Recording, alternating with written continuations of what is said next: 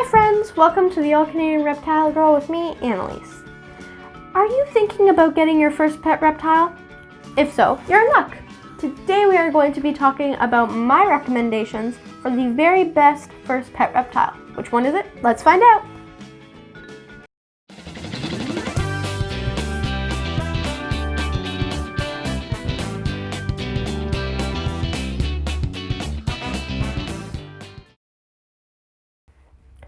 Okay, so I'm going to start off by saying that I firmly believe that the best pet reptile is the one that you have. We have a few, and they are all the best pet reptile in their own way.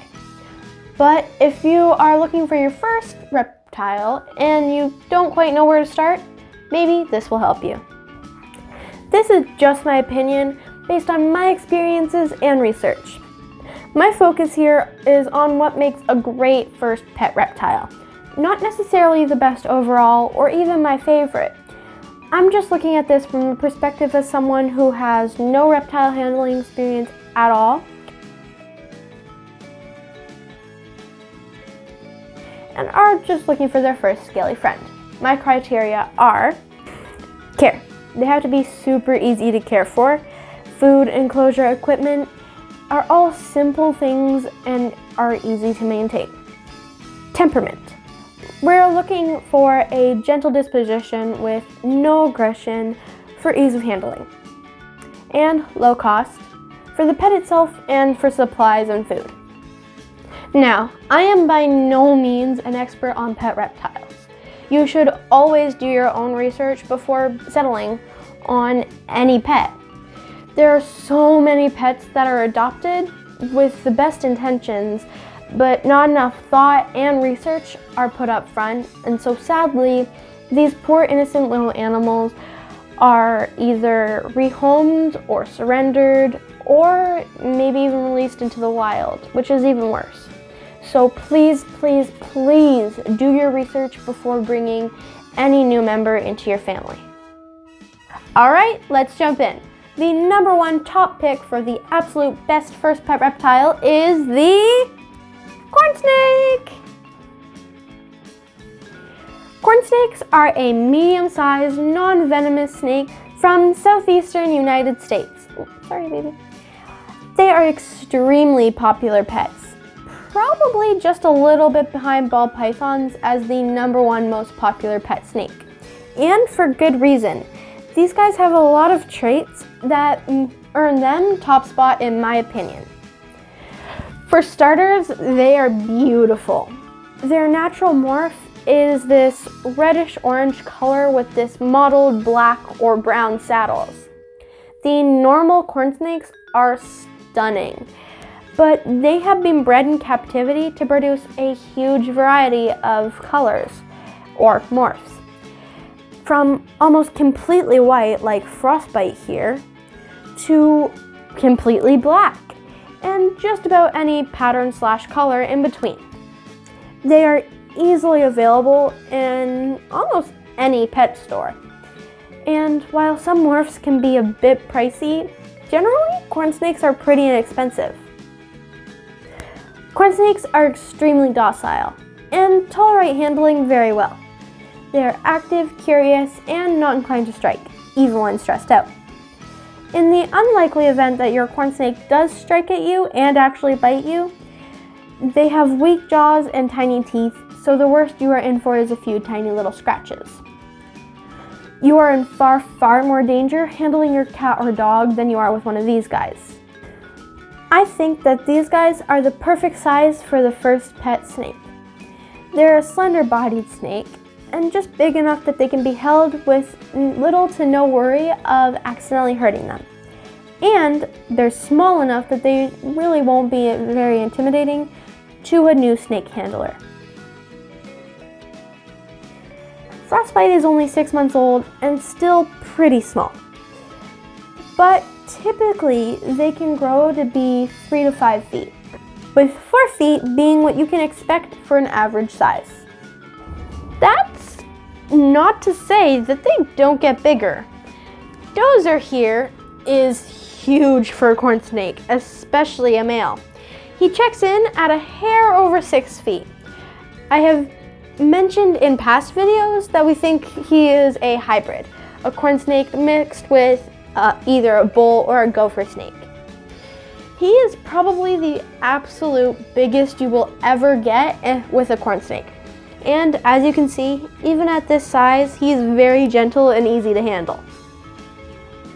In terms of care, these guys are very easy. They need an enclosure of some kind. Some folks keep theirs in plastic bins, which works very well. We use glass enclosures ourselves. A 40-gallon tank will probably fit most corn snakes for their entire life. They obviously do need some sort of bedding to go in it. They do well on tropical soil, coconut husk, aspen bedding, or even paper towel. They need a heat source of some kind, like a heat lamp or a heat mat, to keep one side of their tank warm. A few places to hide.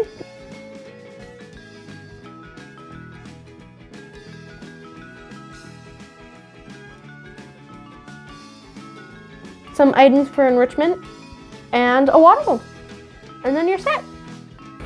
They need very little in terms of daily care. Like any other pet, you will need to feed them and clean up after their poop. What makes them so easy though, is that you will only be doing these tasks about once a week. That's it. Adults eat one mouse every 7 to 10 days. You can feed them live, but it is much safer, humane, and convenient to feed them frozen thawed.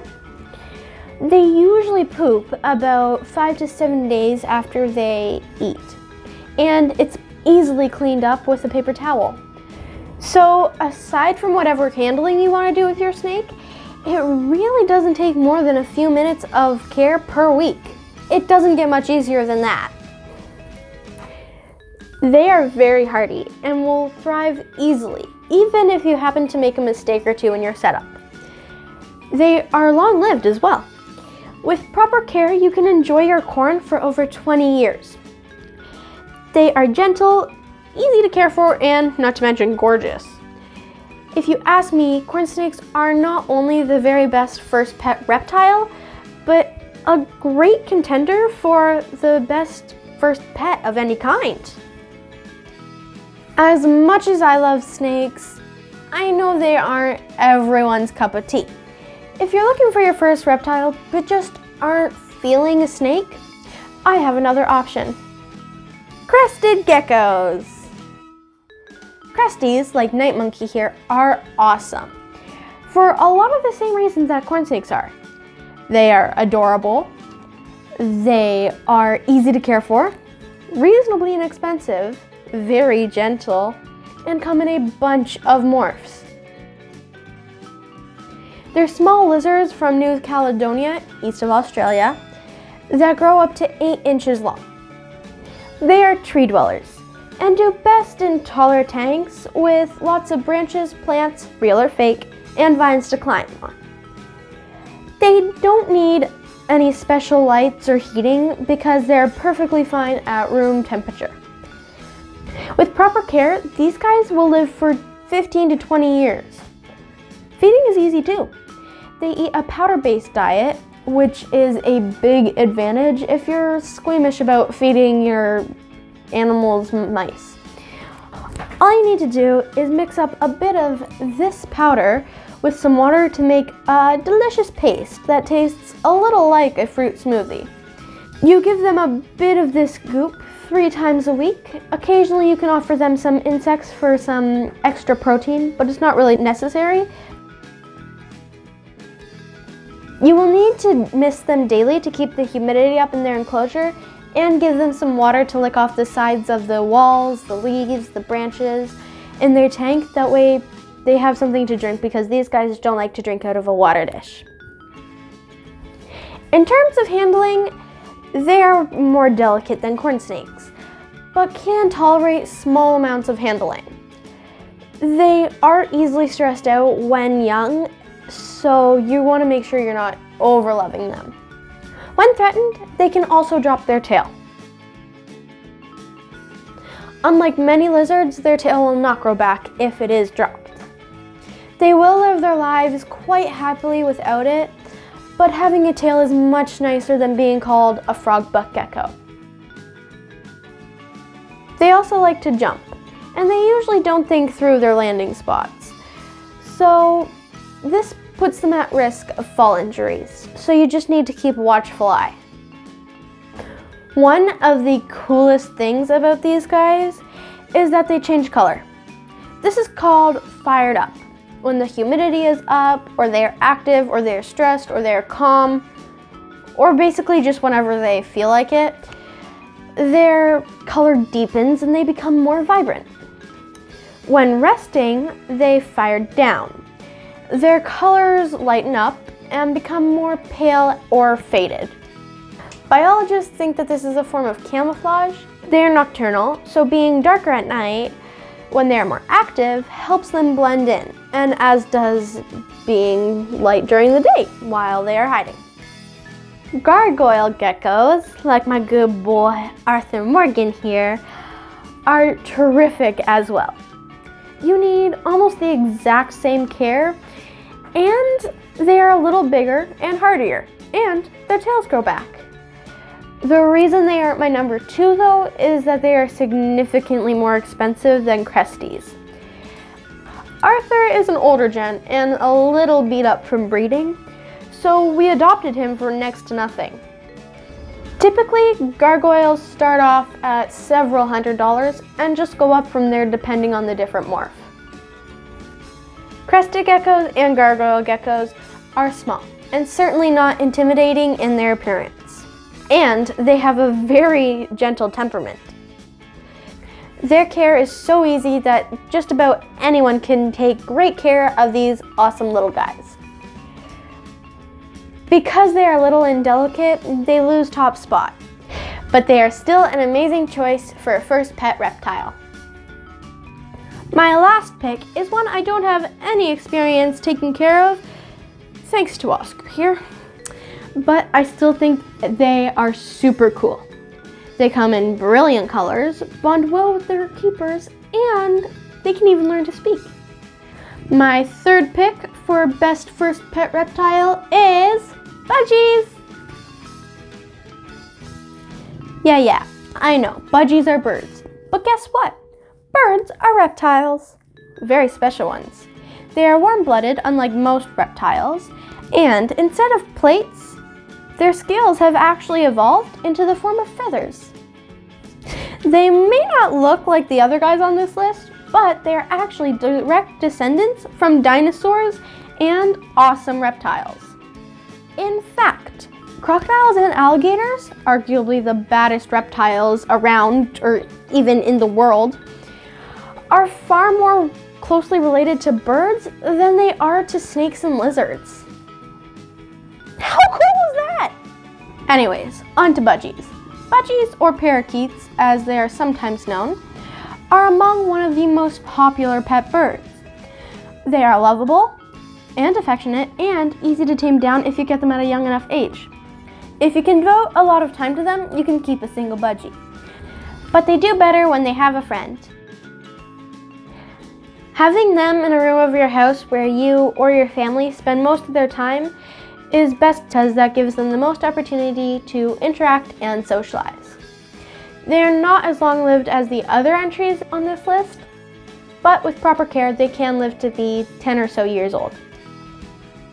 In terms of cost, these guys are almost certainly the cheapest of our 3 options. The bird itself you can get for as little as $25 to $30. Housing is simple too. There is no need for special lighting or heat. They really only need a cage to keep them secure and some enrichment items or toys to keep them entertained. The cage should be big enough for them to comfortably flap their wings without touching any of the sides.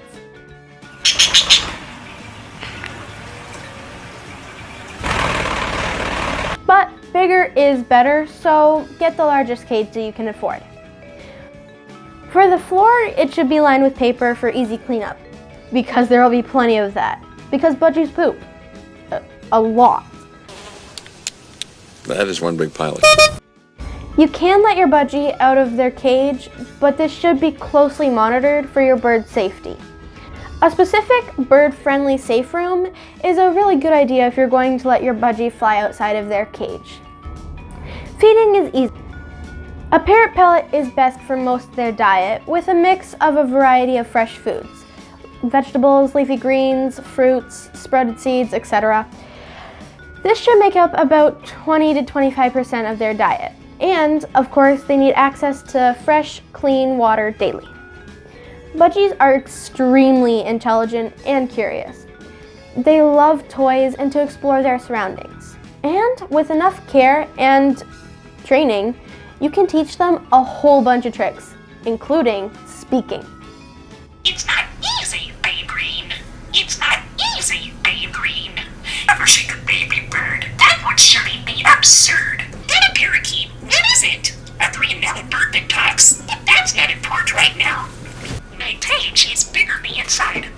Budgies are inexpensive, beautifully colored, very sweet, and super smart and playful. Their care is pretty straightforward. They do require a lot more daily interaction than geckos or snakes, but they are much more emotionally sophisticated and can develop strong, meaningful bonds with their owners. And you just can't get that with most reptiles. I think Budgies are a great contender for best first pet reptile. So, corn snakes, crested geckos, and budgies are the top 3 best first pet reptile. What do you think of my picks? Are there other reptiles that you think should be on this list? I'd love to hear your thoughts in the comments below. I hope you enjoyed today's video. Thank you for watching the All-Canadian Reptile Girl with me, Annalise, and of course, my pets. Please don't forget to check out my other videos, and as always, please like, share, comment, and subscribe, and remember, nurture all nature. See you next time. Bye! But I also don't want him to poop in my hair. Arthur is an older gent. This is what I'm talking about. He's insane. Are there other reptiles that you think should be on this list? I'd love to hear your comments in the comments. That started me like just. Ew. Ugh. Disgusting. As little as $25 to $30. Housing is simple too. There is no special need. What? His stub tail. Thank you for watching the All-Canadian Reptile Girl with me, Annalise, and of course, my pets. I just touched my mic. I'll start with thank you.